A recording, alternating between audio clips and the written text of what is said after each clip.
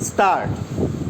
Sir, the four specific things where I would like to draw the attention of the minister are: it has been provided in this bill that private limited companies who accept fixed deposits will be deemed to be public companies.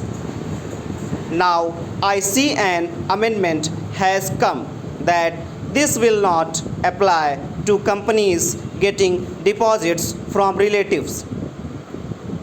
But I venture to say that there are small family companies which can raise deposits from their own friends and associates.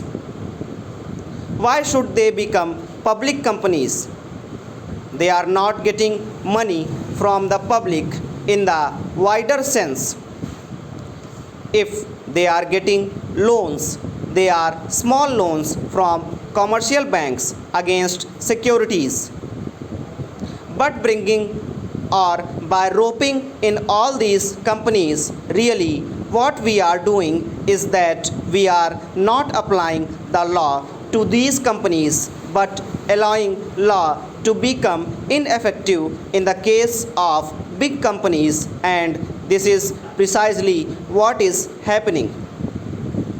For instance, in Mumbai or Calcutta, there are big corporations, companies which deserve to be closely monitored whether they are following the Companies Act or not. This cannot be done. Howsoever great our desire may be with a limited number of staff, and every year we probably can go on increasing the personnel in the company law department. But the administration of the act cannot be effective unless we do an ABC analysis and see that only those companies where public money is really involved are closely monitored, and there I say I am totally against this whole concept where we go on providing penalties for infringement. Penalties should act as a deterrent. How far are we able to deter the large companies from violating the law?